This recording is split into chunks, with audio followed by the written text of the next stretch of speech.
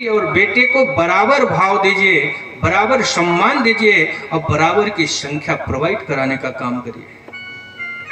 नहीं तो वही स्थिति आपके यहाँ भी होगी। अभी आप लोग देखते होंगे विवाह करने वाले बहुत कम आते हैं। पहले तो गांव में लगन प्रारंभ हो जाए उसके पहले 10-20 हर घर में आते थे सीजन में, लेकिन आज कोई ले करके लिवा करके आएगा तभी आएंगे, बहुत खास होंगे तब नहीं, विवाह वाले नहीं आ रहे। अपने यहाँ भी वही स्थिति बहुत जल्द होने वाली है।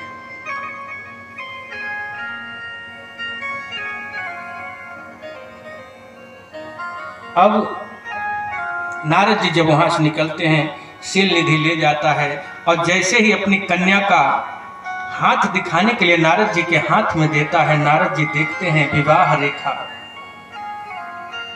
जो विवाह रेखा होती है हृदय रेखा और छोटी अंगुली के बीच में यहां होती है।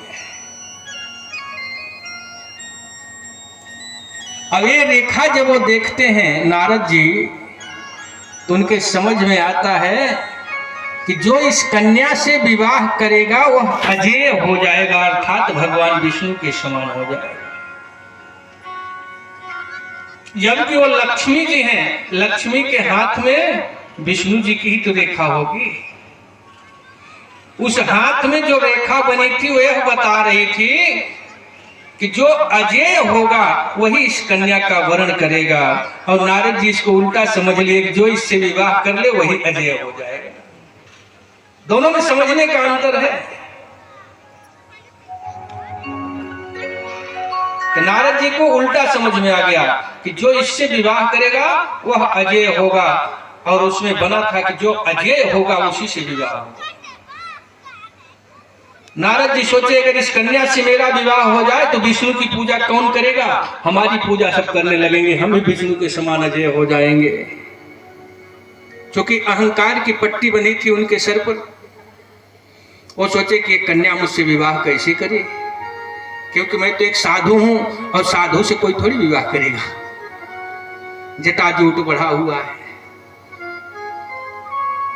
सोचे उपाय क्या करें, कहे भगवान विष्णु से गठीला वदन किसी का है नहीं बढ़िया, तो चल करके भगवान विष्णु के ही स्वरूप को मांग लेते हैं। कहीं क्यों मांगेंगे, क्योंकि उनका स्वरूप ही ऐसा है।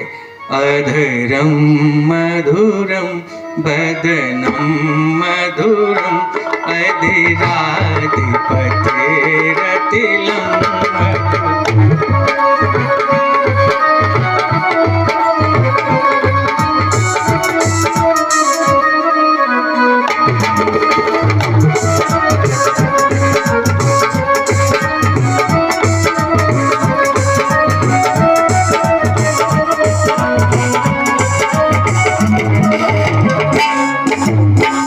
भगवान का पूरा स्वरूप ही स्वादिष्ट, मधुर माने स्वादिष्ट, मीठा। तो कुछ स्वाद हम लोग जीभ से लेते हैं, कुछ आंख से देखकर स्वाद लेते हैं, कुछ नाक से सूंघकर स्वाद लेते हैं, कुछ कान से सुनकर स्वाद लेते हैं। सब इंद्रियां हैं, ज्ञान इंद्री हमें सबका स्वाद देती हैं। जो जिस लायक लेने लायक रहता है हम लोग उस हिसाब से ले लिया करते हैं। कहे उनका सब कुछ सुंदर है और अगर वही मुझे मिल जाए तो सबसे बेटर काम हो जाएगा, अच्छा हो जाएगा। कहीं मिलेगा कैसे, कहीं विष्णु भगवान के पास जाना पड़ेगा। अब वहां महल से तो बाहर आ गए, लेकिन विचार कर रहे हैं नारद जी कहीं हम क्षीर सागर चले गए और तब तक यह कन्या किसी राजा के गले में वरमाला डाल दी तो हमारा सारा मेहनत पानी फिर जाएगा। तो उन्हें समझ में आया कि भगत के बस में है भगवान, भगत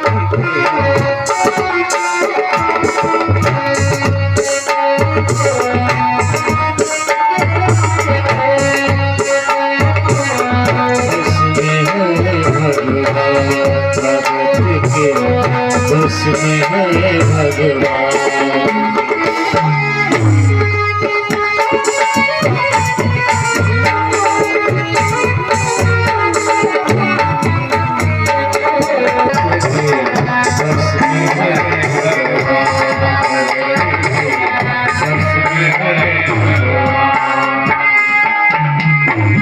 भगवान अपने भक्त के वश में होते हैं और कहे प्रेम से जो बुलाए दौड़े चले। केवल प्रेम प्यारा जाने से कहीं जो जाने निहारा